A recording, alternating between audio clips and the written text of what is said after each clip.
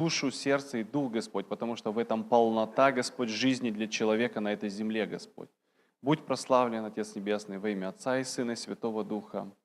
Аминь. Поэтому давайте будем поклоняться, прославлять Господа, ибо Он здесь, и Он готов отвечать нам.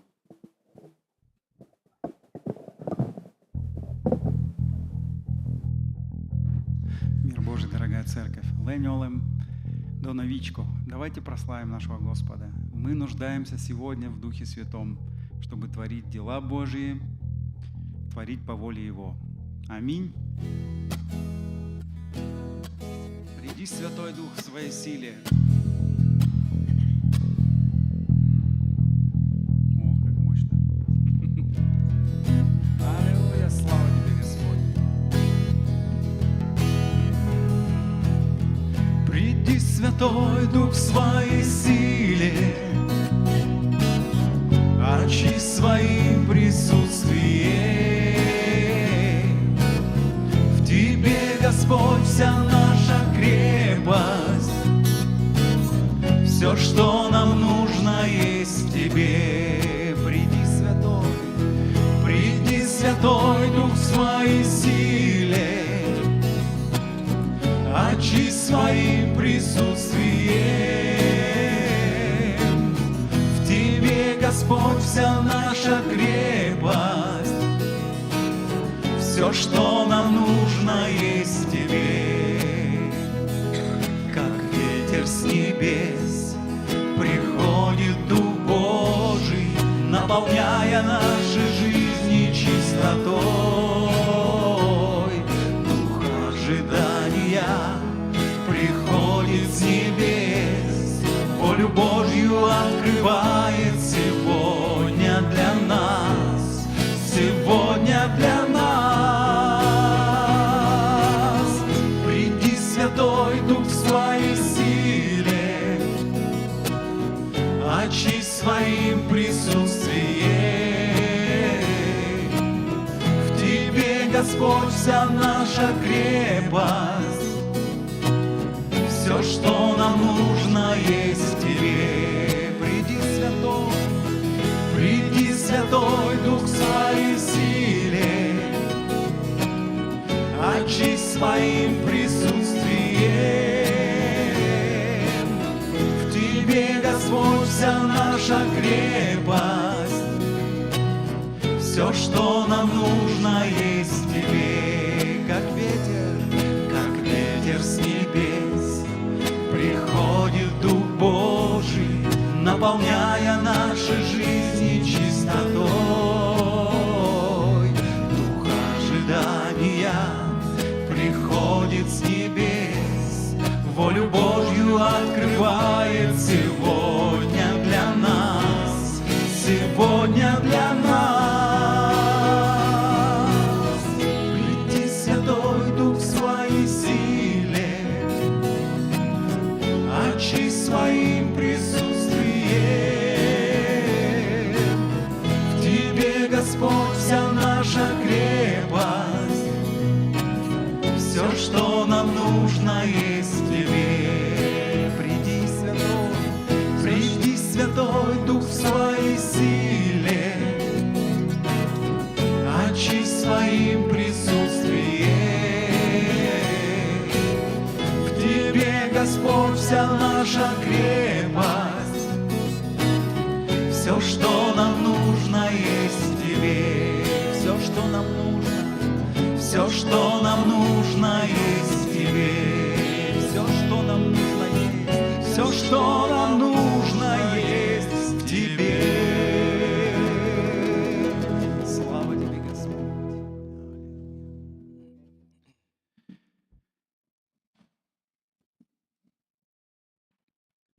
Дорогой Небесный Отец, милостивый Господь, я благодарю Тебя, что я стою перед Тобою, Господь, что мы все здесь стоим перед Тобою. Мы благодарим Тебя, Господь, что можно славить, прославлять Тебя за милость Твою, за то, что Ты нам дал. Благодарим Тебя, Господь, Отец и Сын и Дух Святой. Аминь.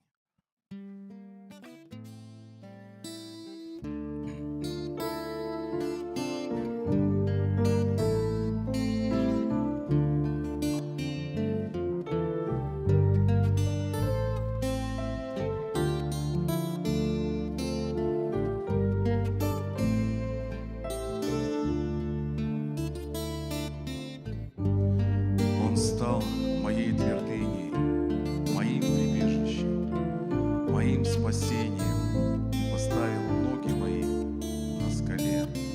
на скале спасения моего.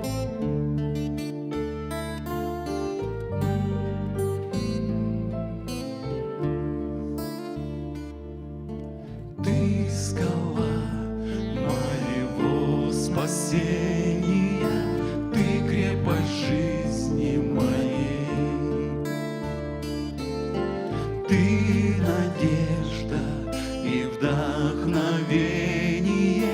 я жив любовью Твоей. Ты скала моего спасения, Ты крепость жизни моей.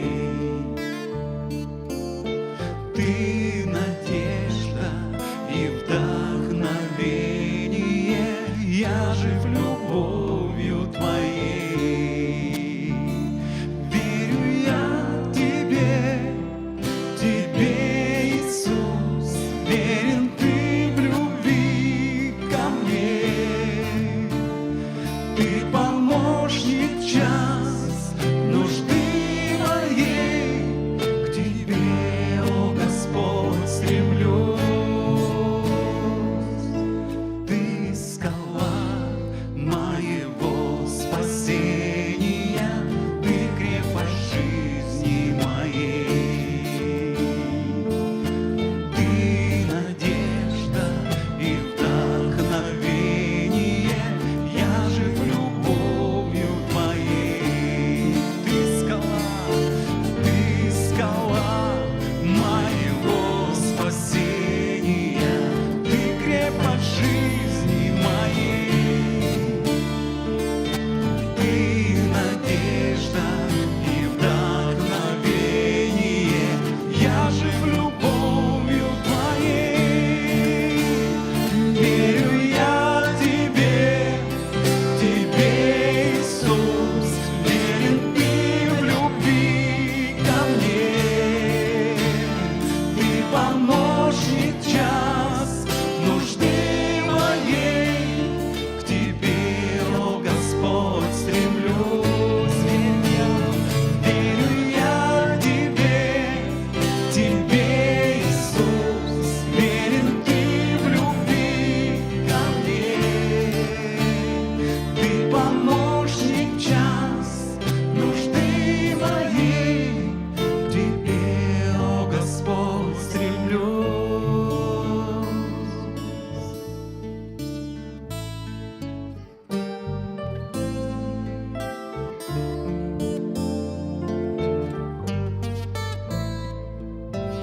Он стал моей твердыней, моим прибежищем, моим спасением, и поставил ноги мои на скале спасения моего.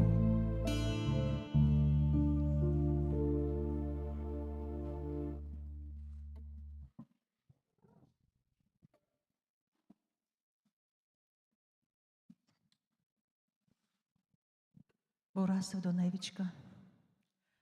Слава Богу, ми вірмам локни, міян кирка, батькирка, и кевмиш мене. Господь, слава Богу, потому что вощ там ашим шолом саще асвящанис великий Господь. Господи, ми, слава Богу, ми ловяш, ми аджам, мы верма веттерленес, мы верма вечность яурса, великий Господь, аллилуйя. Слава Богу, давайте мы кутам шиваны и атьяваны, мы алнеш енмсе, шолом шанис, вощ са шоломен, и ми олома, и ми чужама ен пычкин.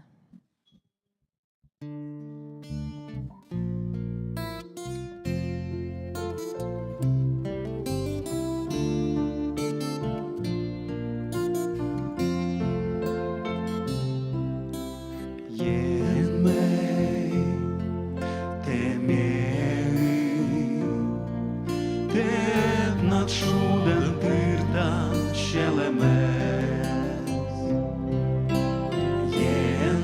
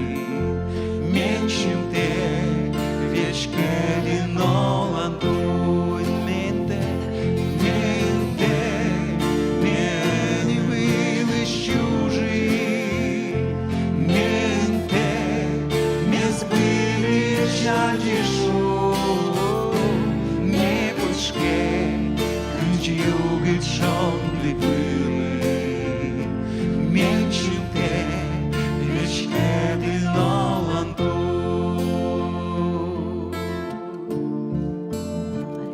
Господь, ищащий лишь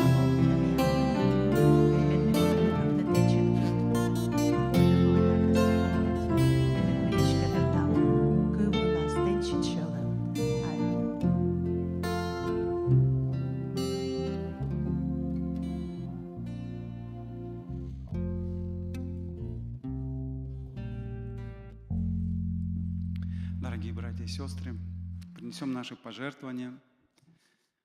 Сегодня утром думал про все-таки, что такое милостыня. Это уже не первый раз говорю об этом. Господь милостлив. Господь дает нам милостыню. Он милосерден. Он нас любит.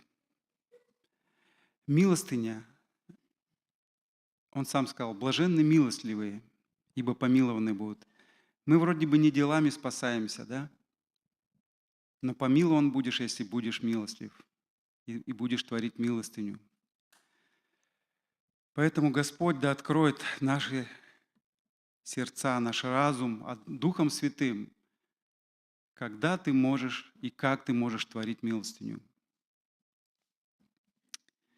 Пусть Господь даст разумение делать это с Духом Святым, потому что милостыня тоже может быть во вред.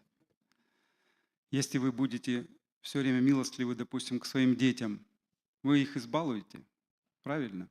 То есть надо иметь разум во всем.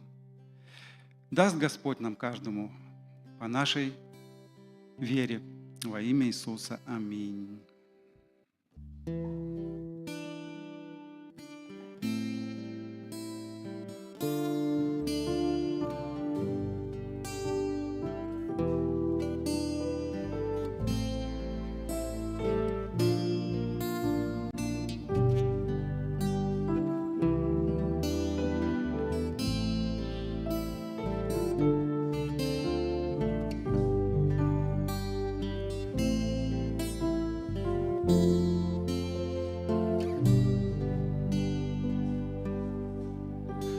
Приду и склонюсь у Твоих ног, о Иисус.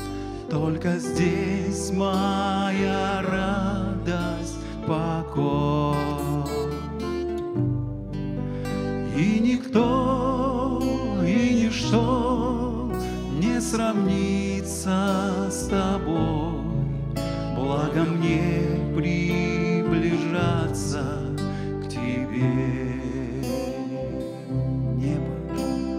Небо Твой престол, и земля у Твоих ног. Иисус, я приду и склонюсь пред Тобой. О, как люблю поклоняться Тебе я, лишь Тебе моя радость, покой. Я приду и склонюсь у Твоих ног, о Иисус. Только здесь моя радость, покой. И ничто не сравнится с Тобой.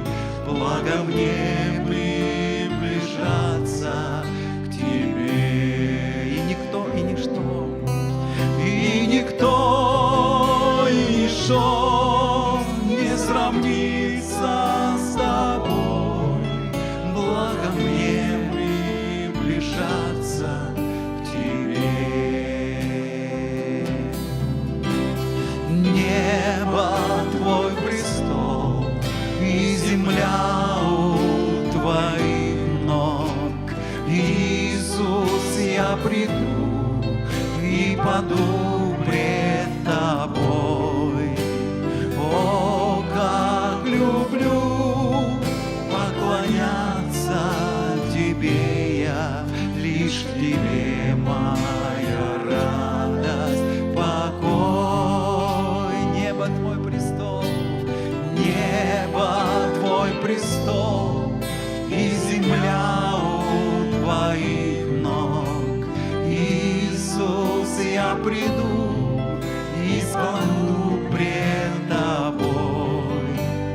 О, как люблю поклоняться Тебе я, лишь в Тебе моя радость, покой.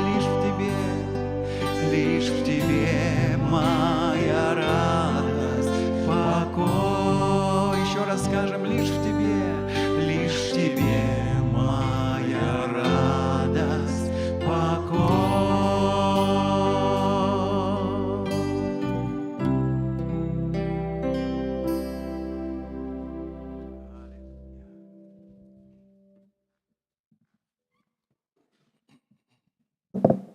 Давайте помолимся, благословим эти приношения, финансы.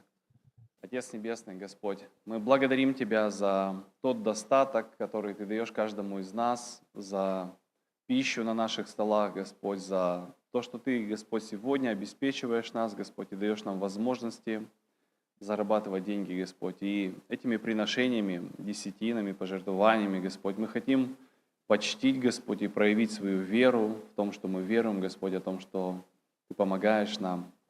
Мы любим Тебя, Господь, и благослови, чтобы эти финансы пошли на Твое дело, Господь, на этой земле, Божий, Отец Небесный. Будь прославлен во имя Отца и Сына и Святого Духа. Аминь. А сейчас наши маленькие братья и сестры, прошу на сцену, будем прославлять и петь Богу песни. Пожалуйста.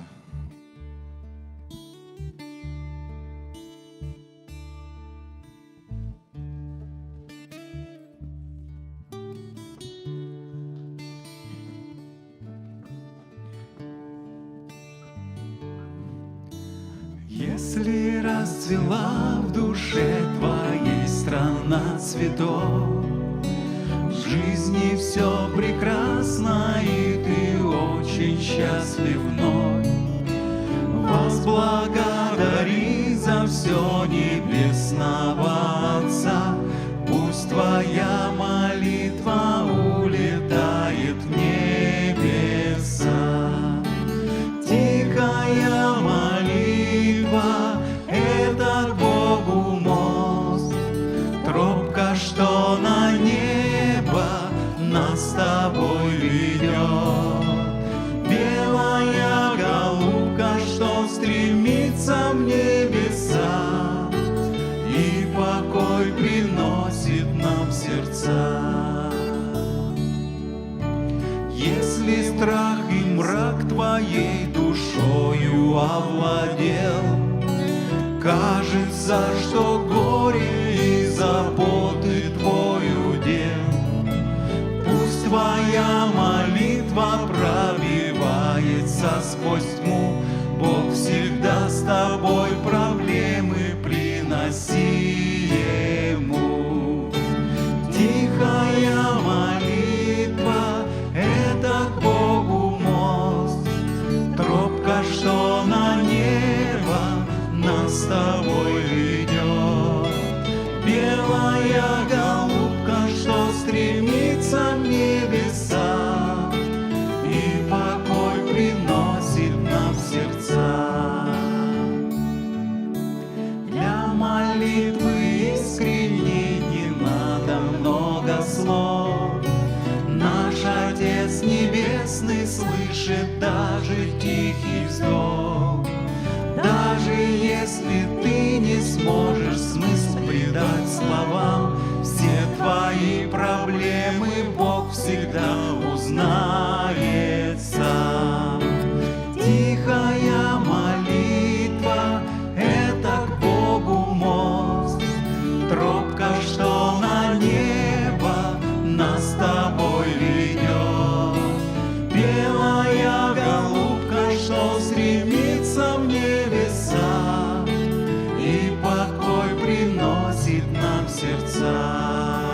Тихая молитва — Тихая молитва — это к Богу мост, тропка, что на небо нас с тобой ведет. Белая голубка, что стремится в небеса и покой приносит нам в сердца. И покой приносит нам в сердца.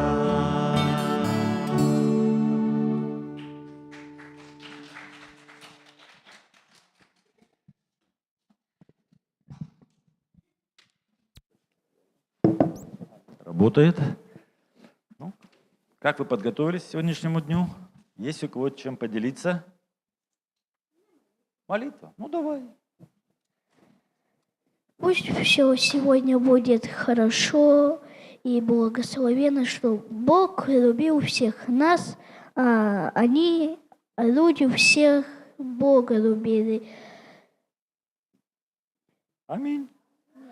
Нет еще? Еще не аминь, да? Чтоб они любили друг друга, чтобы все было хорошо. Благослови всех детей и, конечно же, всех взрослых людей, чтобы у всех была хорошая жизнь, чтобы они никогда не болели. А теперь аминь. Аминь. Ну, вот я скажу, у него редкий дар молитвенника. В церкви немного молитвенников таких, знаете. Он всегда молится, это с детства хорошие задатки, очень хорошие задатки, так что ты храни их, храни. Так, у кого что еще? Сегодня у нас девочки очень скромные сегодня. Ну что, будем тогда молиться, да, церковь? Господь, мы благодарны Тебе за то наследие, которое каждому Ты нам даешь. И в этом, Господь, Ты даешь нам радость и утешение, потому что Ты знаешь, что продолжается дело. Господь, дело отцов, дело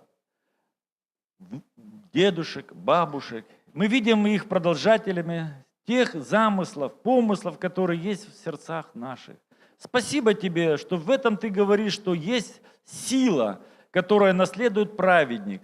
Это, Господь, древо жизни, это та будущность, в которой, Господи, Ты дал нам, Боже, радость и покой. И пусть дети также с детских лет ощутят ту зависимость успеха в своей жизни, благословения в Тебе. И пусть, Господи, те дары и способности, которых в них сегодня реализуются и проявляются, они будут, Господи, благословением и в дальнейшем для тех, кто нуждается, для тех, кто окружает, и они будут служить Тебе этим чудным даром Твоим. Во имя Иисуса. Аминь. Аминь. Проходите, садитесь.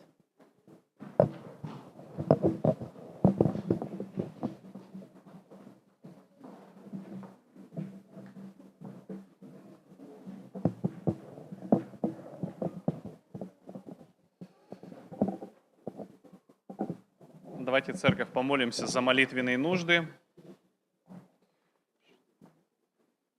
Целое молитвенное письмо, я бы сказал. Помолитесь, пожалуйста, за моего дядю Воронецкий Юра. Злоупотребляет алкоголем, за семью Першиной Татьяны. Сегодня ее родственника забирают на Украину, чтобы вернулся живой. Зовут Степан. За Турубанова Ярослава, чтобы не болел. За Жукова Ярослава в скором времени тоже поедет на Украину. И помолитесь, пожалуйста, за нашу семью Турубановы. От Сергея всем привет. Это просит Вера молиться. Помолимся за тех людей, которые упомянуты в этой записке, в этой нужде. Отец Небесный, Господь, Ты видишь жизнь каждого человека, за которого молится Вера, Господь. И мы как церковь тоже хотим, Господь, вместе с ней молиться и молиться о жизни, сохранности, Господь, для тех людей, которые отправятся, Господь, по мобилизации, Боже. Сохрани их жизни, Господь. И мы просим, помоги им вернуться живыми и здоровыми домой, Господь. Я прошу Тебя, благослови, Господь, тех людей, которые сегодня находятся в немощах и грехе, Господь, в алкоголизме, Господь, потому что это сегодня проблема нашего общества, Господь. И мы просим, пусть придет Твое освобождение, Господь, пусть придет Твое покаяние, Господь. Благослови, Отец Небесный, дядю Юру, Господь, о том, чтобы он мог освободиться от этого. Просим Тебя также за родственницу, Господь, за Ярослава, Господь, исцели его, дай ему здоровье, Отец Небесный, Господь. О том, чтобы все, кто нуждается в исцелении, Господь, они были исцелены. И о том, чтобы у людей, Господь, была вера, обращаться к Тебе, Господь, и просить об избавлении, Господь, о тех немощах, о тех скорбях, которые сегодня, Господь, есть в жизни каждого человека. Молимся вместе с верой во имя Отца и Сына и Святого Духа. Аминь. Слава Богу. Давайте помолимся за именинников.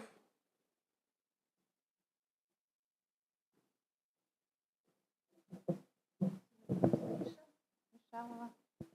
И за Настю Королеву тоже. Помолимся, ее вроде бы нету сегодня. У нее тоже было день рождения. Настя Королева. За Настю Королеву.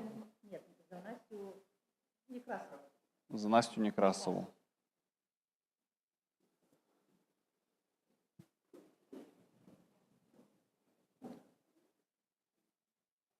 Помолимся за Арину, 11 лет. Скоро меня догонит. А вот еще подсказывают. Сегодня вместо Данила Васильевича тебе вручу магнитик на наш общий холодильник. Пока. Ну, выбирай любой, какой хочешь. Прочитай, что там. Помощь наша в имени Господа, сотворившего небо и землю. Псалом 123:8.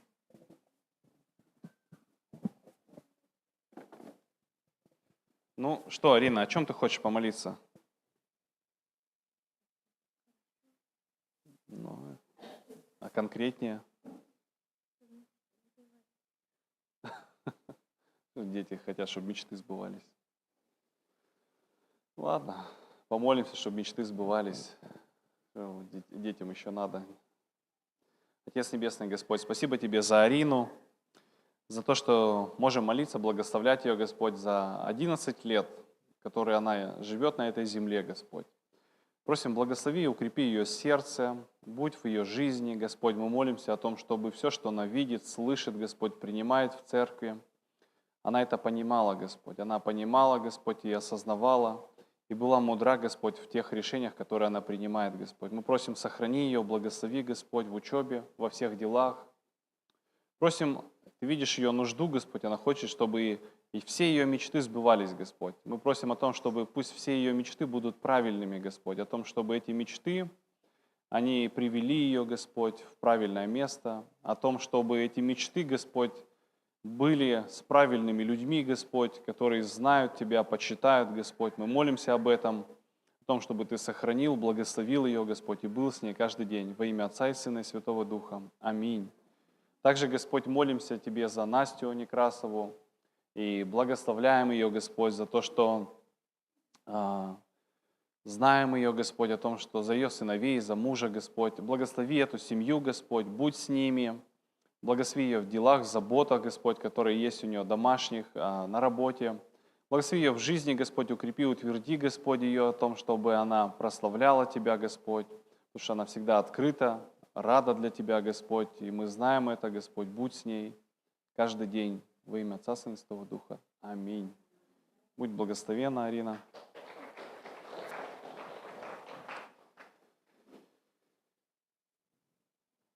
Пожалуйста, Нина Ивановна, надо. Пришла? Помолились?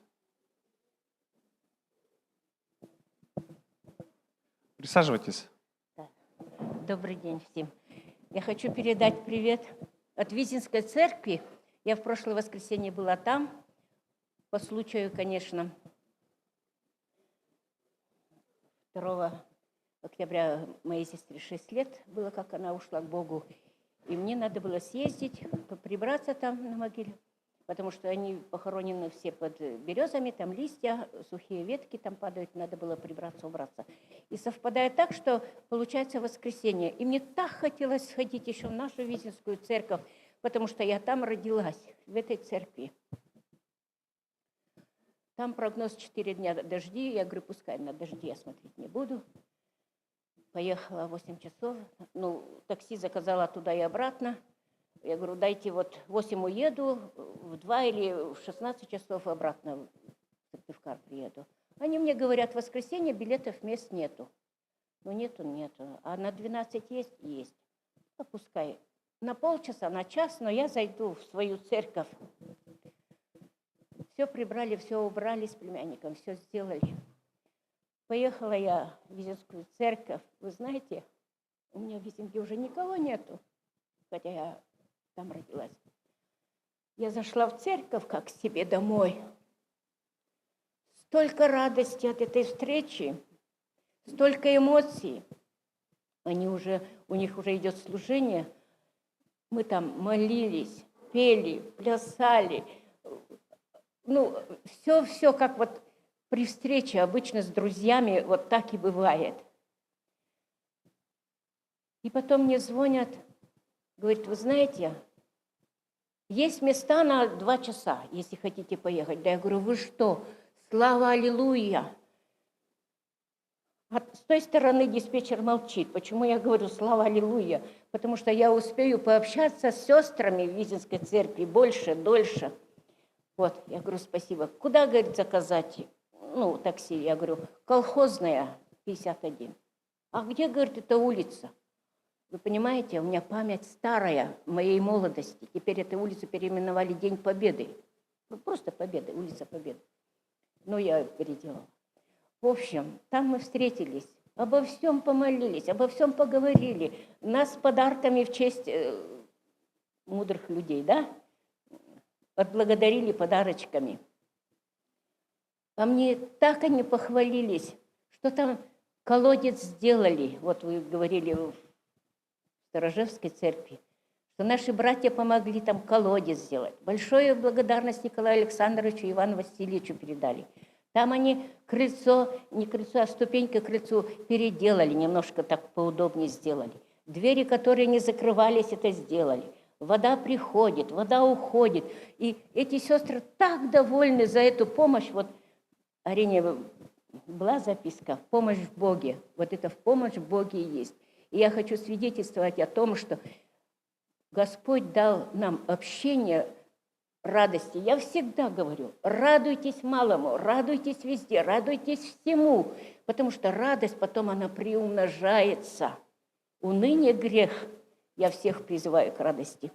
И вот от благодарных сестер всем большой привет.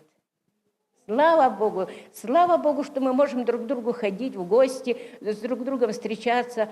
Чем чаще, тем лучше. Спасибо большое.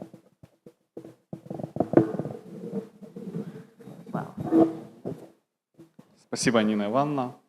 Вначале еще у нас сегодня будет словом делиться брат Юра, но брат Мирослав хочет свидетельство сказать и что-то рассказать. Брат Мирослав, мы тебя приглашаем.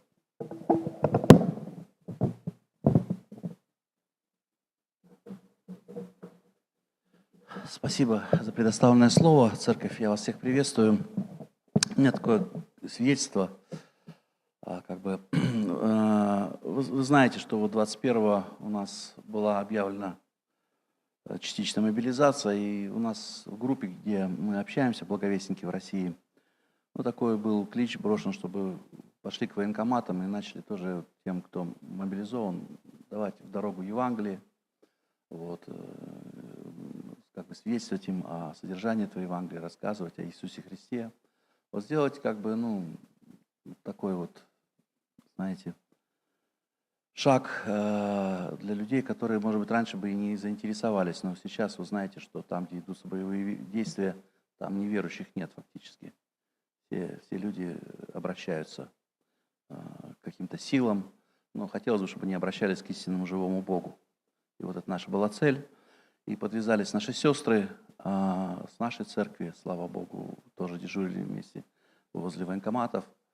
Возле военкомата просил еще там братьев где-то в других селах, где происходят сборы. И я пошел к военкому, нашему Федину, здесь, в городе. Ну и думаю, попрошу его, чтобы он дал возможность, вот когда они в военкомат приходят, их там где-то все равно собирают вместе, чтобы я мог им сказать, организованно как-то вот подарить. И меня не хотели пускать, говорят, куда вы тут, типа, это самое, вы видите, что происходит мобилизация, вы что-то вот к Федину прорвете. Я говорю, я хочу вот это Евангелие, взял с собой, как бы попросить, чтобы подарить мобилизованным. Знаете, 10 лет назад мы изготовили вот такие Евангелия небольшой партии, они у нас вот лежат на складах, и редко удается пробиться в воинские части, чтобы подарить. Сейчас, знаете, везде строгий режим пропускной. Ну и мы иногда на улицах на 23 февраля военнослужащим вот дарим такие Евангелия. И у нас они есть по всей России.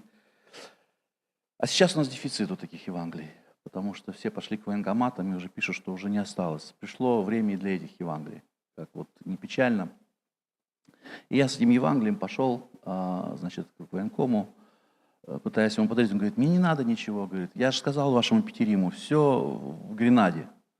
Ага, понял. Информацию получил, поехал в Гренаду.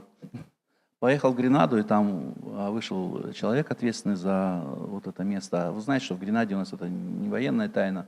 У нас в Гренаде собирают как бы вот всех мобилизованных со всех краев республики. То есть со многих районов. Не со всех, но со многих районов. Там только Воркуты и Инты нет, а все остальные съезжаются туда и уже оттуда организованно автобусами или на самолет отправляются в Мурманск, или едут в Санкт-Петербург в учебки. Вот. И я подошел к этому уже уставшему вообще человеку, уже подходила к концу неделя, первая мобилизация, и он очень уставший, и я думаю, сейчас вот как я ему скажу. Я сказал ему, военком распорядился здесь вот у вас раздать эти Евангелия. Он, ой, здорово, прекрасно, проходите там. Позвал молодых ребят полицейских, они мне помогли разгрузить машину, несколько коробок у меня было этих Евангелий, помогли донести туда в корпус. И говорит, ну вот мы будем пайки давать военнослужащим, и к этим пайкам будет прилагаться Евангелие. Вот кто пожелает, тот возьмет. Ну, я думаю, хороший вариант. Вот. Мы вряд ли здесь можем как бы находиться, а вот это самое, все-таки там строгая территория такая огороженная.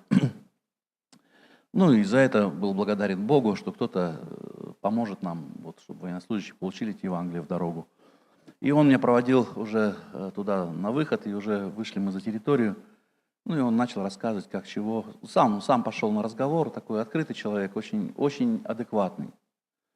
Вот в отличие от того, что там Федин такой весь на нервах, уже такой весь это самое. А этот адекватный, открытый человек говорит, слушай, устал, говорит, люди, говорит, идут ко мне со всеми вопросами, а я им тут и мама, и папа, и жалобная книга.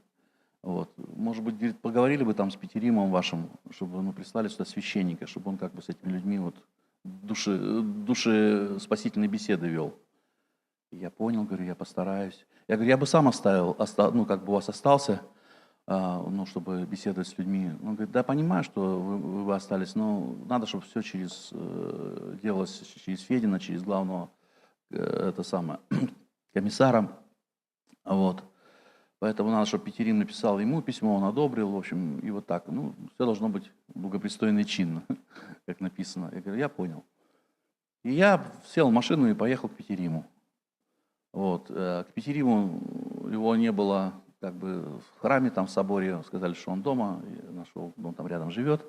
Вот. К Петериму я, правда, не попал, вышел, как бы кто-то из его окружения. Он говорит, слушай, такие вопросы лучше решать через канцелярию, вот езжайте в епархию, там есть вот 2 священника у нас, которые полномочны решать эти вопросы, и они у нас на связи как раз с этим военкомом. Вот, поезжайте туда. Они меня направили, я созвонился с этими священниками, приехал в епархию, меня принял один из них, вот Филипп, священник. И он говорит, я ему сказал, что вот есть инициатива, я сейчас вот только что оттуда с Гренады, чтобы прислали священника, желательно образованием психолога. Ну, потому что тот военный, который там, он обмолвился, что неплохо бы священника, а еще лучше еще психолога сюда прислать. А я знал, что у них есть среди священников брат молодой, Иоанн. У него есть образование психолога. И я очень хотел, чтобы он реализовал себя в этом. Сейчас самое время. Я говорю, у вас же, есть кто-то из священников, кто, может быть, имеет образование психолога? Да, говорит, у нас есть этот Иоанн. Сейчас я ему позвоню, согласен ли он. Вообще мы, говорит, очень, уже все эти дни решаем этот вопрос. Мы понимаем, что кто-то из наших священников должен быть там, на территории. То есть вы как раз вовремя, прямо как нельзя вовремя. И он позвонил этому священнику, тот сказал, да, конечно, я согласен, я очень хочу. Я подумал, что я его подставил, а на самом деле я как-то помог ему реализовать свою мечту, свое желание. Говорит, сейчас мы будем теперь решать главный вопрос. Будем выходить на Федина, чтобы он дал добро.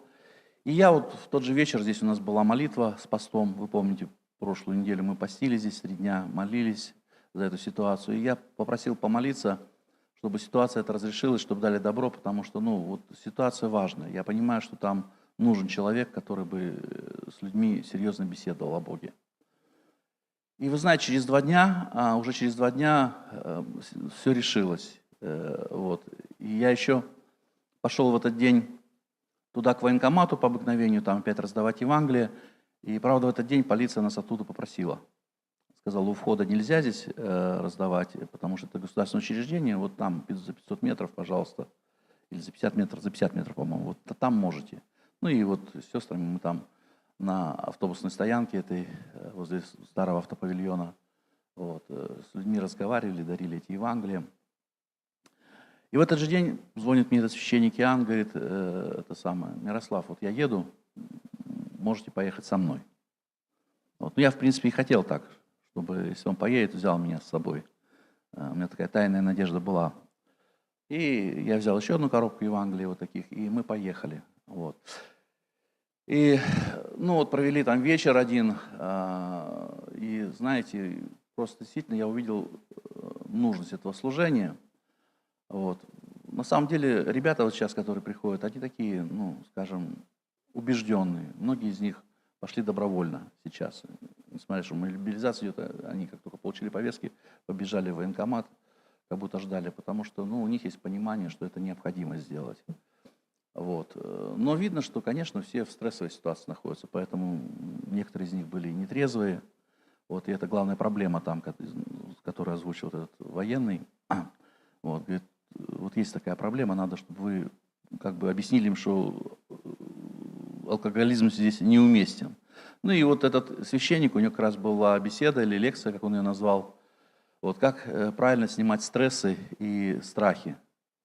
И говорит, у меня есть лекция. Говорит, давай не будет лекция, давай это будет беседа, чтобы понимали, что не светский вопрос. И он на час эту беседу, пришли люди, я вижу, что, в общем, толковая такая беседа, на самом деле я многих вещей тоже не знал. Он объяснил, как физиологические организмы реагируют на стресс, какие выбросы, каких ферментов бывают, и как снимать стрессы. Даже есть целые методики, как снимать стресс, и как избавляться от ненужных страхов. Там такая мысль прослеживалась, что можно я чуть-чуть, извините, чуть-чуть, раз уж вам, может быть, тоже это будет полезно. Он говорит, есть такой момент пустых усилий в жизни человека, когда человек переживает о том, что, в принципе, от него не зависит. Это правда. У нас у всех из вас этот момент очень часто. Мы ночью не спим, ворочаемся. Но на самом деле от того, чтобы там что-то ворочаемся, что-то в своей голове перекручиваем, за что-то переживаем, выхлоп 0. Результат. От нас не зависит в этой жизни очень многое. И просто нужно это отпустить. Есть те, от кого это зависит, и допустим, такие простые примеры. Знаете, на производстве вы находитесь, и какая-то трудная задача, но легче она решается, когда вы знаете, что начальник на себя взял ответственность за решение задачи, он знает, как мы говорим, у него голова большая, пусть он думает, да. И нам как-то легче. Мы просто исполнители, мы не переживаем за это, там есть за это ответственные. Или в армии. Отцы-командиры знают, что делают, нам только дан приказ, мы его исполняем. И не надо думать, правильно это, неправильно, потому что, всякое. Сомнения приходят, страхи из-за этого, когда мы начинаем это все прокручивать. Ну и дело пришло к тому, он тоже говорит, ну вот и в нашей жизни, говорит, есть тот, кто все знает, Бог. Вот есть Евангелие, вот, в котором вы можете прочитать, узнать о Боге и как бы довериться Ему. Потому что на самом деле вот вся жизнь наша, она в Его руках. Ну, то есть вот как бы правильно мотивировал людей, вот, чтобы все не переживали, а все отдали в руки Бога, познали Бога. И там у нас после этого были исповедания, люди по одному приходили к Нему там, а я сидел с этой группой, которая готовилась на исповедание, и с ними беседовал. То есть получилось то, что вот и было задумано. У нас получилось поговорить, как-то утешить, укрепить, помолиться за этих людей. Скажу больше, там даже было 4 крещения сделано рано утром. Люди крестились, потому что не успели до этого. Многие крестятся сейчас, вот уже кто повестку получает, бегут креститься. Я скажу, есть какие-то положительные моменты во всем этом, несмотря ни на что. Вот пишут в печати, что 200 человек из мобилизованных заключили браки в срочном порядке. Вот представьте, по республике Коми. То есть люди жили в гражданском браке, а тут вот поняли, что чтобы иметь какую-то экономическую ответственность и прочее, надо сочетаться с законным браком. Я говорю, это большой плюс, когда бы они еще это сделали. И вот эти люди тоже, когда бы они крестились, в простой жизни они, может, об этом не задумывались, а тут люди крестились, люди исповедались, приходили на исповедание. Вот. И как бы вот этим занимаются сегодня там православные, потому что меня несколько раз взяли, мы даже там один раз ночевали. Вот. А вчера уже позвонили, сказали, что, Мирослав, тебе ехать не надо, потому что еще 2 священника едут. То есть 3 священника сейчас там, представляете?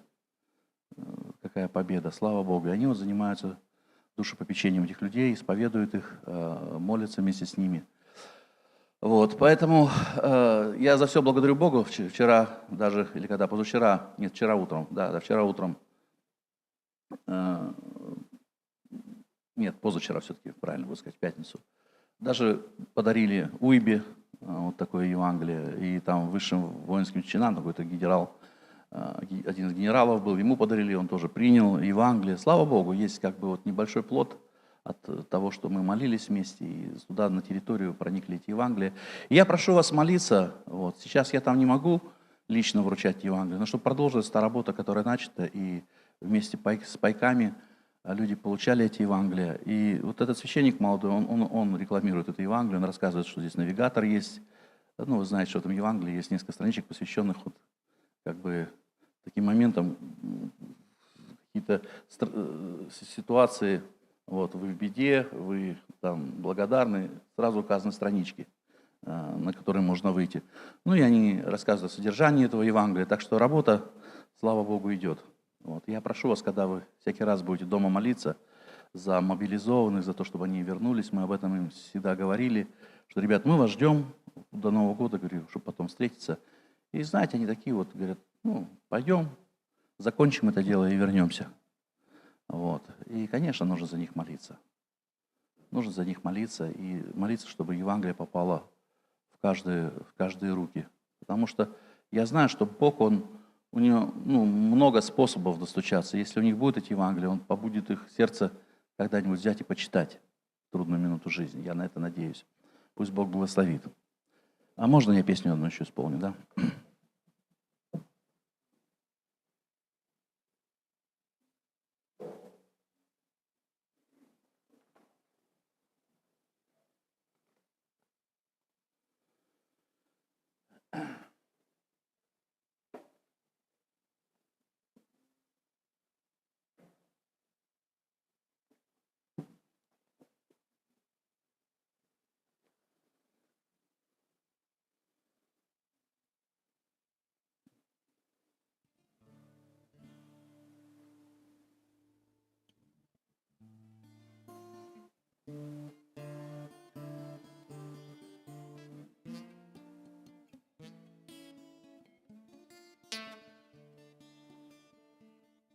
Не приснилось, что кончилась в мире война, зло насытилось нефтью и златом, кровь не льется ничья, на фронтах тишина, и домой поспешают солдаты. Мне приснилось, что в землю воткнуты штыки, и на поле брани братание, друг друга простив, обнялись мужики, долгих лет пожелав на прощание. Боже, внемли мольбам всех матерей, пусть живыми вернутся солдаты, а иконы пусть пишут с наших детей Мы их любим, они для нас святы. Мне приснилось, что дети дождались отцов, а жены супруга в объятия. И участь одна всех лжецов, подлецов дождалась в гиене проклятия. Мне приснилось, что главы враждующих стран друг пред другом устали гордиться, и ликующий мир, позабыв боль от ран, мирной жизнью спешит насладиться. О Боже, молю, пусть сбудутся сны, если нет, не хочу пробуждаться. И в реальность, где мир устал от войны, Боже мой, не хочу возвращаться. Генералы, щадите чужих сыновей, не для бойни их в муках рождали. Пожалейте седых от скорбей матерей, их колени в молитвах устали. Где нет милосердия, проигран тот бой, и не победить одной лишь злобой. Врагов вы от сердца простите, и средь войны всех пленных домой, благословив, отпустите. Боже, внемли мольбам всех матерей, пусть живыми вернутся солдаты, а иконы пусть пишут с наших детей, мы их любим, они для нас святы. О Боже, внемли мольбам всех людей, пусть не гибнут напрасно солдаты, избавь этот мир от греховных страстей, а все страсти с Иисусом распяты. Избавь этот мир от греховных страстей, а все страсти с Иисусом распяты.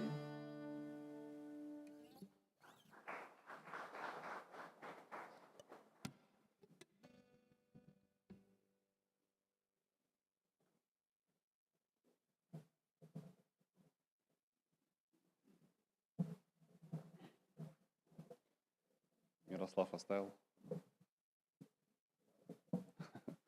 Хорошо, спасибо, Мирослав, за свидетельство. На самом деле важно то сегодня, с чем сталкиваются люди, через что проходят. Многих жизней касается, поэтому будем молиться за Мирослава. Если будем где-то иметь возможность участвовать, кому как Бог откроет, будем участвовать. Ну и приглашаем, брат Юра, тебя.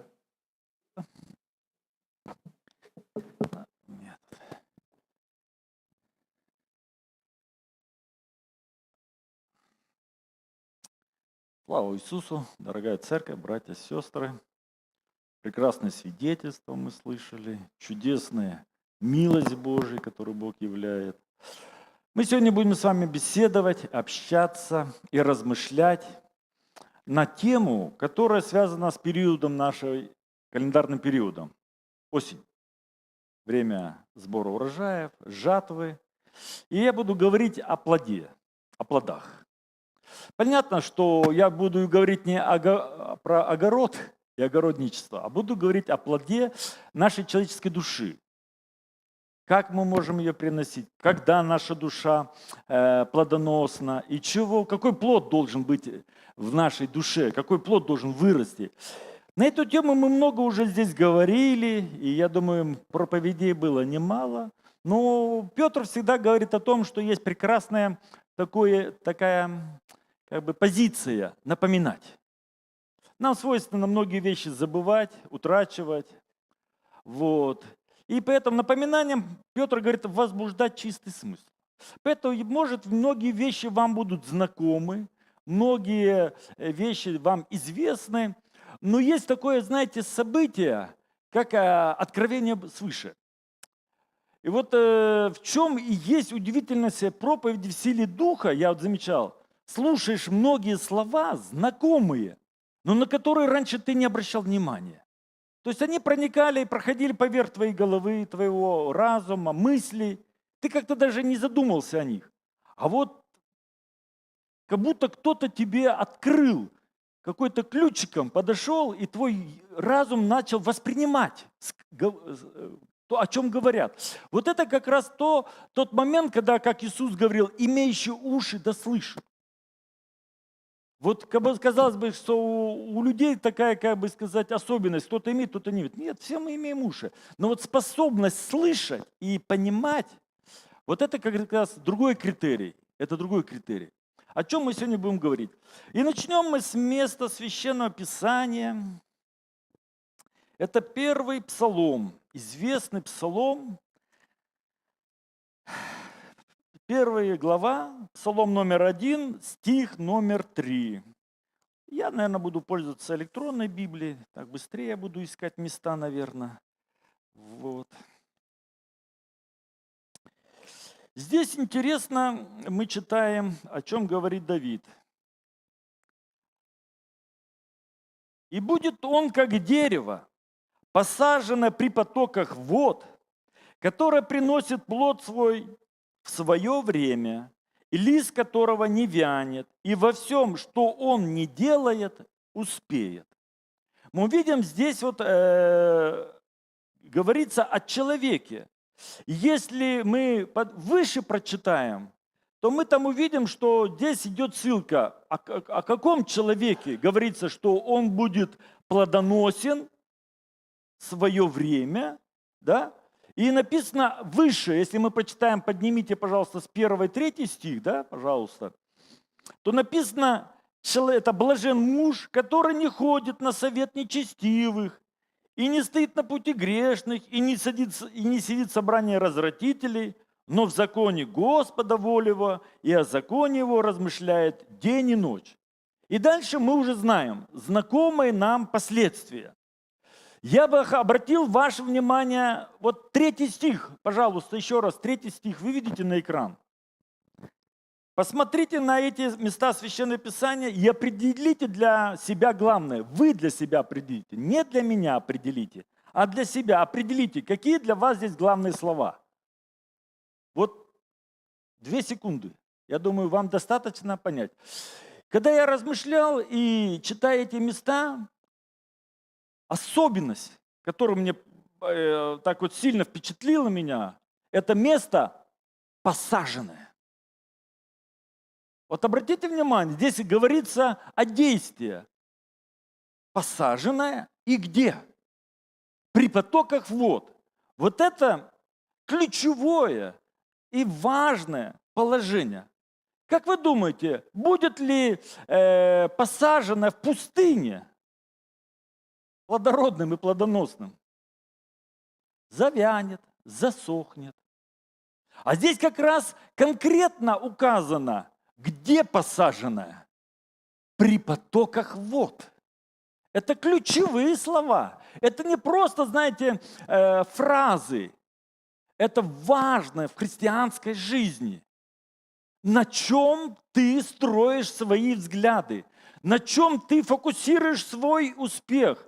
На чем ты строишь свое убеждение? И на кого ты уповаешь? Здесь написано последствия. «И будет он, как дерево, которое что будет? Приносить плод в свое время».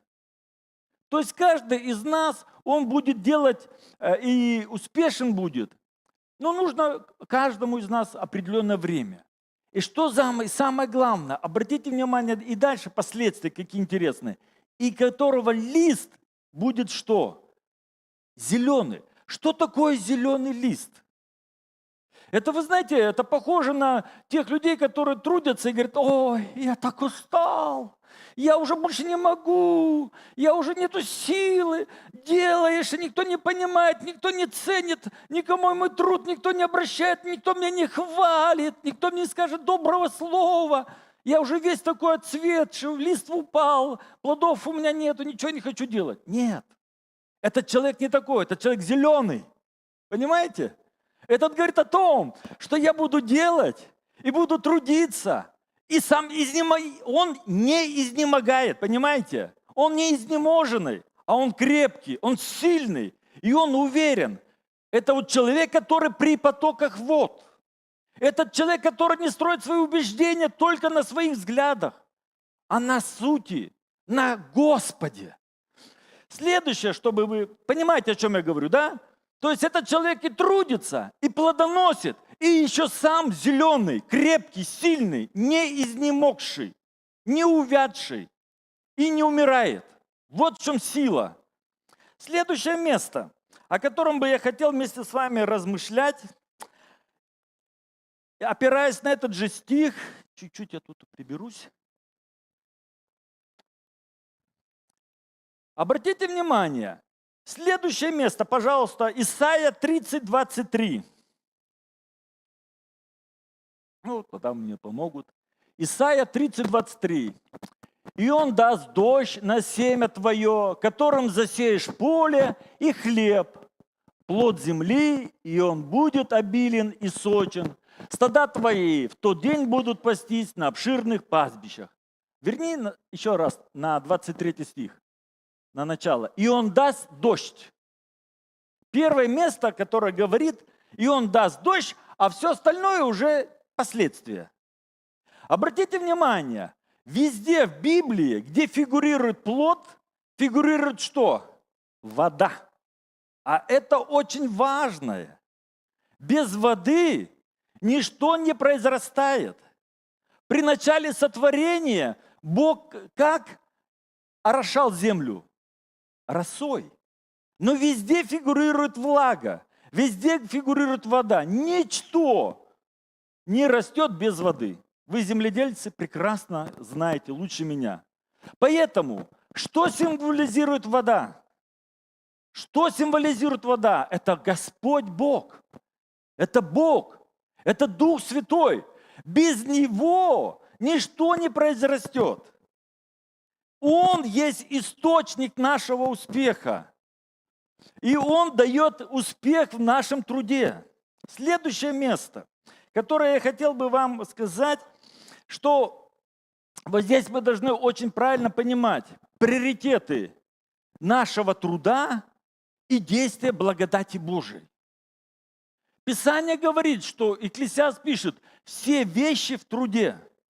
Все, что мы получаем в нашей жизни, оно достигается путем усилий и труда.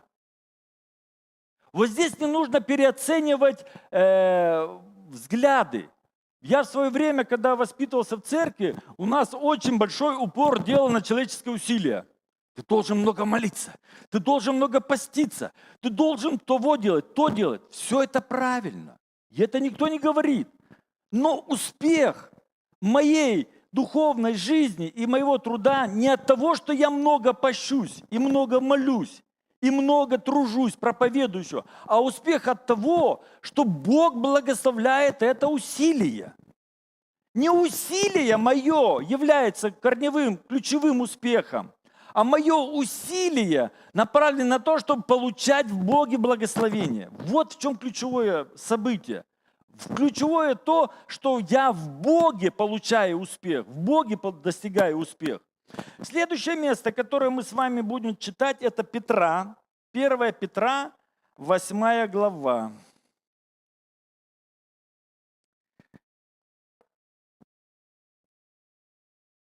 Чуть выше еще Петра, начало Петра. Так, что-то мы там немножечко, давайте 1 Петра, сейчас я открою свою Библию. Так, и мы посмотрим. Здесь как раз вот апостол Петр пишет как раз, что мы должны достигать и без чего не останемся. 1 Петра 1:8. Так. Да, все правильно. Да. 1:8. Просто надо немножко...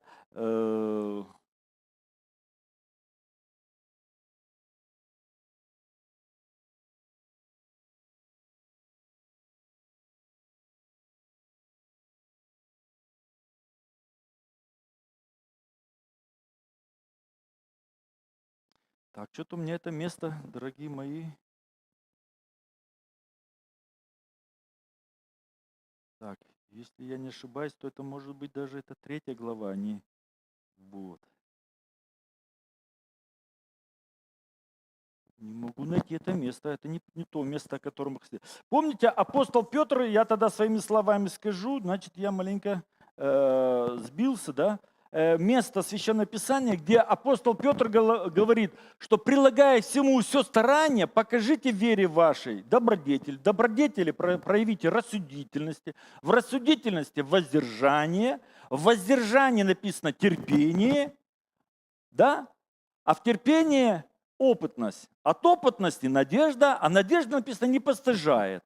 Потому что любовь Божия сделалась Духом Святым дана нам. И написано дальше, очень важно. И если это в вас есть и умножается, то вы не останетесь без успеха и плода. В чем? Познании Господа Иисуса Христа. Вот читая это место Петра, кажется очевидным. Прилагая усилия. И прилагаешь усилия, и, казалось, получаешь результат. Но вот здесь как раз я и говорю, очень важно не путать, что усилия нужно для того, чтобы понять и разуметь, как Господь хочет разрешить ту или иную ситуацию, как Господь тебе даст выход с той или иной ситуации. Но не твое усилие будет ключевым успехом. Твое усилие – это к разрешению понятия того или иного вопроса. Вот что очень важно. А то мы очень долго молимся, очень долго постимся, а эффекта не остается, потому что не уповаем на усилия и на себя. Это получается, знаете, как самосовершенство. То есть человеческий взгляд и убеждение, что все ты можешь сделать сам. Вы знаете, я смотрел передачу про те, которые создали ракеты. 4 человека, которые стояли в основе ракетостроения. И это вот люди, великие ученые, говорят, вы знаете, хотя вот мы много сделали, но мы чувствуем себя такими ограниченными, такими вот все понимаешь, все знаешь, хочешь делать, а не получается. И ты чувствуешь, что ты зависим от кого-то, от чего-то, что не можешь воплотить и притворить в жизнь. И я понимаю, что все мы люди в таком положении, что есть определенные возможности, которые мы можем воплотить, а есть какое-то, как бы, знаете, ограничение, какая-то мера.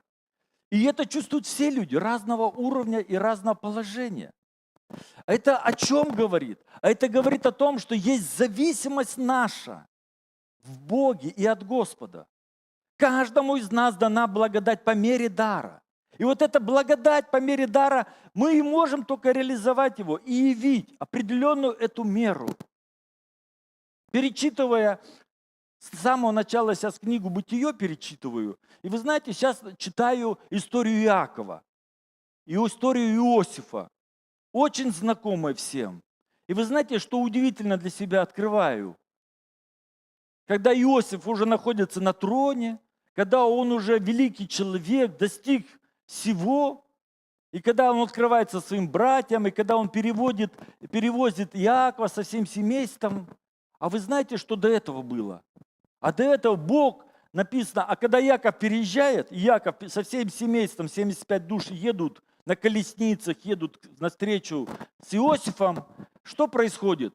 Бог во сне в Вирсавии является Иакову и говорит: Иаков, не бойся ехать в Египет, ибо там произойдет от тебя великий народ, многочисленный и великий. Но пройдет время, когда я выведу их оттуда. То есть я обращаю внимание, смотрю, все это интересный замысел Бога. Понимали ли это в то время семейство Иакова и сам Иаков этого? И Иосиф понимал? Да нет, конечно. Понимали ли, что в таких условиях создается нация, как Израиль? Она создалась в условии рабства, в условии, когда у них было материально все отлично. Их поселили в самую лучшую, самую прекрасную землю Гесем. Мы когда были в Египте, отдыхали, были на экскурсии, и экскурсовод нам рассказывает, в Египте много земель, но самая плодородная земля – это дельта Нила. И эта дельта Нила всего лишь составляет 5% всей площади земельных Египта. Но вот эти 5% обеспечивают всю страну пропитанием. Настолько урожай плодоносен. И вот, представляете, израильтяне, понятно теперь, почему они хотели вернуться назад из пустыни. Да они в шикарных условиях жили. У них прекрасные были возможности. В самой лучшей земле Египта они жили. Все прекрасно росло, обильно росло, большой урожай. Да, они в рабстве были, Да, но условия материальные были успешны. О чем я вам хотел это все вам интересно рассказываю?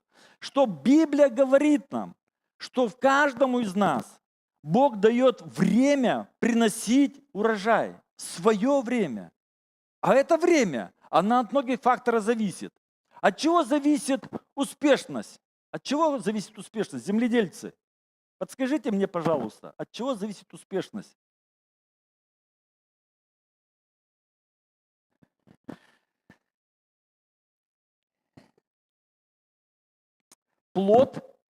Плод содержится в семени.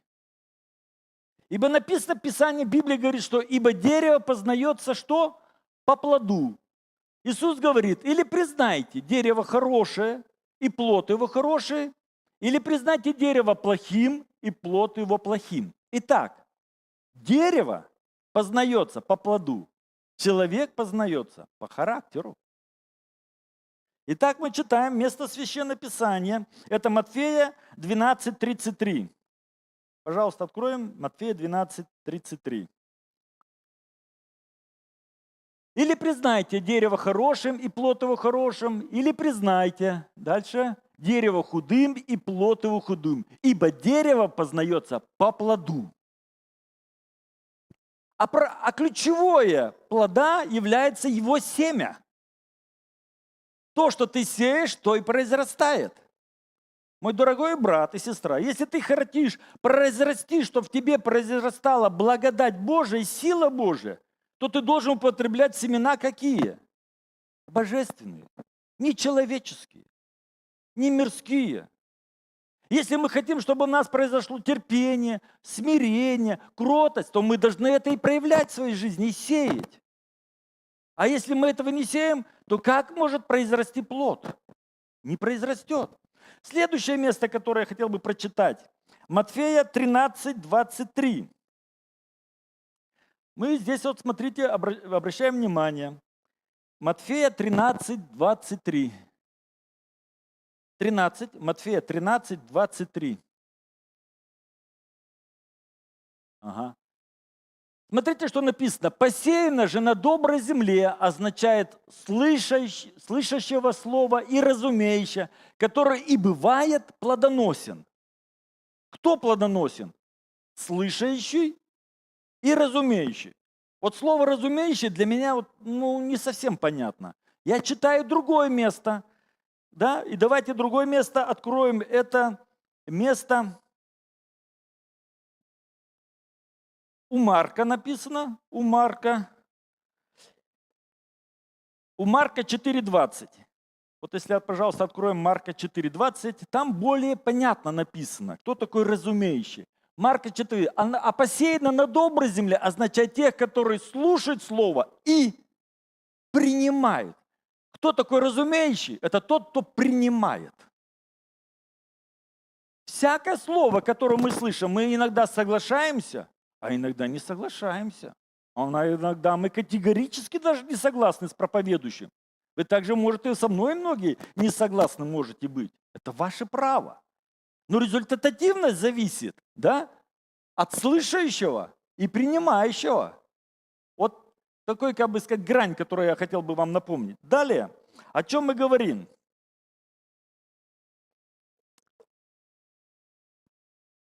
К чему же должен человек, который стремится к чему, какой же он должен результат? Вот один мне понравился, брат рассказывает, какие плоды должны быть у нас в жизни. Зрелый верующий приносит два типа плода. Это первый тип плода, это плод характера и святости жизни. И второй плод, это плод нашей деятельности. Это плод нашей деятельности, это то, что проповедь Евангелия о Христе, и что? И благотворительность, добродетель. Вот это наше внешнее служение. На первом описано, мы прочитаем о первом Римлянам 6:22.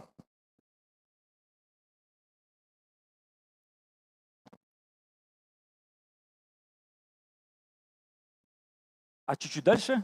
Дальше. Следующее. Плод ваш есть святость, а конец – жизнь вечная. То есть усилия достижения характера нашего, они должны быть направлены на то, чтобы отображать и являть святость Божью. Не свою человеческую, потому что мы не способны.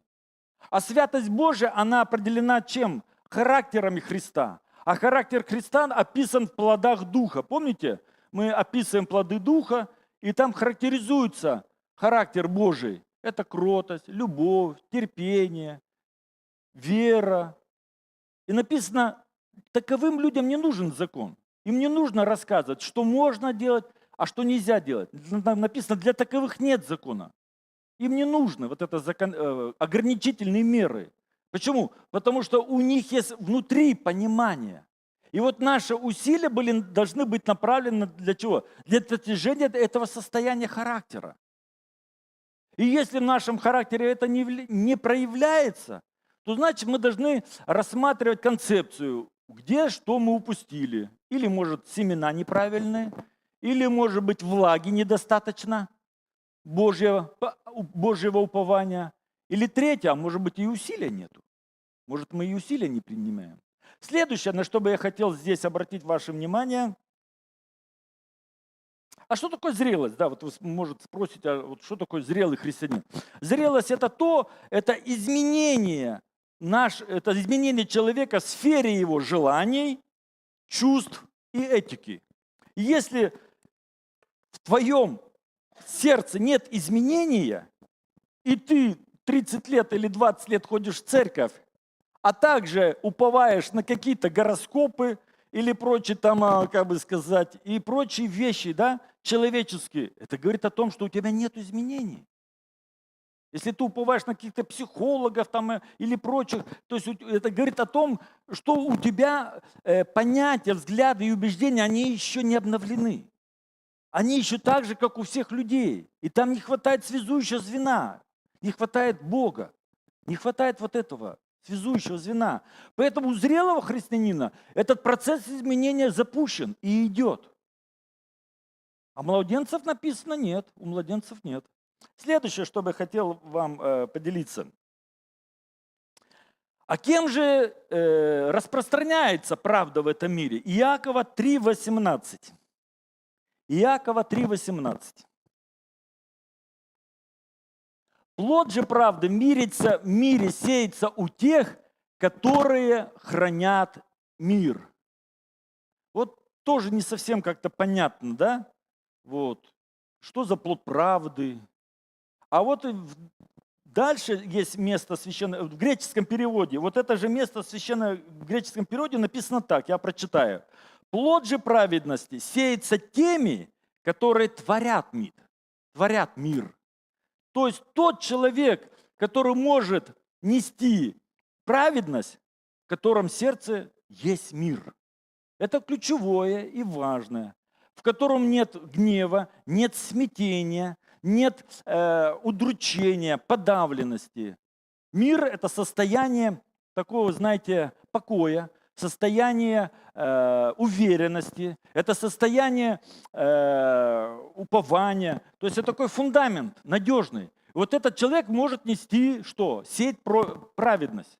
Праведность – это бескорыстное, беспредубежденные понятия. То есть они не направлены для личной выгоды, они не направлены для какого-то материального обогащения. Эти семена сеются для достижения Божьих целей. Вот это как раз человек, он способен, в котором есть Божий мир. Следующее место, которое я хотел бы вам прочитать, Иоанна 4:36.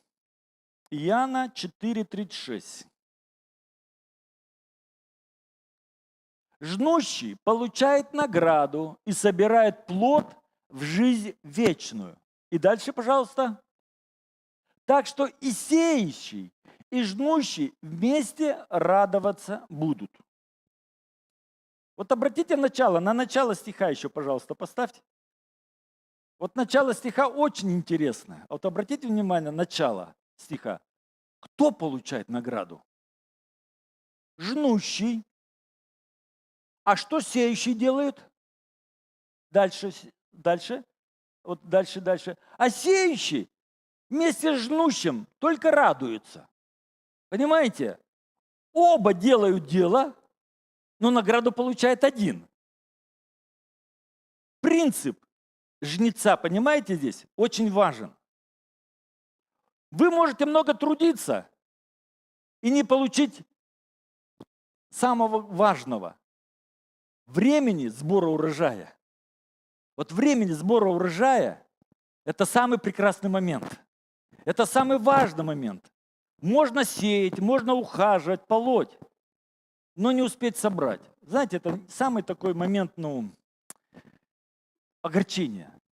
А вот как раз время сбора – это время такой уже венец всего этого труда, венец всего того, что ты делаешь, то, что ты верил, трудился, работал и получаешь воздаяние. Будьте жнецами во всем, как в духовной, так и в материальной жизни. Получайте награду свою. Не лишайте себя награды своей. Не лишайте. Будьте жнецами, мой вам совет. Следующее. Пишем, что читаем Иоанна 15:2. Мы уже потихонечку идем к завершению. Постепенно приближаемся. Иоанна 15:2. Вот это место ключевое, которое говорит о том, как Бог работает с теми, которые приносят плод. «Всякую у меня ветвь, не приносящую плода, Он отсекает, и всякую, продолжаем, приносящую плод очищает, чтобы более приносила плода». Обратите внимание, отношение Бога к двум ветвям. Первая ветвь не приносящую плода, а вторую приносящую. С одной категорией людей он категоричен, он их отсекает, а со второй не категоричен. А со второй он что делает? Кропотливо работает. Он что делает? Трудится, очищает и продолжает ее обновлять и изменять. Для какой цели? Чтобы более была плодоносна. Поэтому, дорогие мои братья и сестры, вы не смущайтесь, когда нас Господь очищает. Он хочет в нашей жизни более успешности. Это не просто думаем, что, это оказывается, Бог любит нас. Он не отсекает нас, не лишает своей благодати, а Он, наоборот, делает более нас результативными.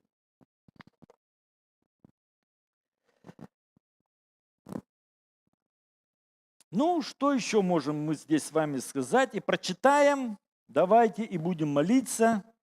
Филиппийцам 1:11. Филиппийцам 1:11, и будем мы с вами молиться. Чуть-чуть тогда еще, давай 10 стих откроем, еще 10, да, чтобы там был полный смысл понятен. «Чтобы, познавая лучше, вы были чисты и непреткновенны день Христов». И далее читаем мы. «Исполнены чего? Плодов праведности Иисусом Христом в славу и похвалу Божию».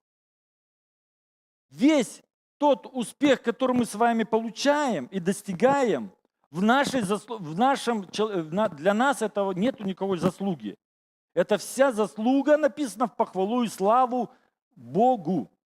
И мы с вами свидетельствуем этим, что мы являемся, как сказать, отражателями, и мы являемся, как бы сказать, носителями Божьего естества, носителями, распространителями Божьего Духа. Вот такое, как бы сказать, апостол Павел говорит, благоухание, да, оно приятно. Оно приятно и очень важно. Поэтому, мои дорогие братья и сестры, призываю вас к молитве, хотел бы, чтобы вы не ослабевали и сконцентрировали свое усилие на том, чтобы вы более находились при потоках вод, чтобы более были орошаемы, чтобы более была в вашей жизни, много было влаги, так скажу, Божьей благодати. Молимся. Господь, мы благодарны Тебе, что сегодня мы, понимая, стоим перед Тобой, насколько мы внешне зависимы о том, чтобы наша жизнь была успешна, плодовита, деятельна. Мы понимаем, что мы сами по себе люди немощные. и дела плоти, они настолько, Господь, страшные и отвратительные, что Ты, Господи, дал нам образец хорошего, праведного образа человека. Это характер Христа. Это его плод Духа, который, Господи, также должен проявиться и произрасти в наших сердцах. И мы благодарны сегодня Духу Святому, который трудится в наших сердцах, наставляя и научая нас, чтобы мы не забывали и не думали, что это естественное состояние человека. Нет, это то, что приходит нам сверхъестественно, от Божьей благодати, от Божьего Духа. У человека нет этих способностей, у человека нет этого состояния. Это все проявление сверхъестественного Божьего Духа. И мы благодарны Тебе, что Ты даешь нам в этом пребывать, даешь нам силу в этом находиться. И молим и просим и дальше, очищай нас, чтобы мы еще более были благоуспешны в славу и похвалу Божию. Во имя Иисуса Христа. Аминь. Да, благодарю вас. Да благословит вас всех Господь.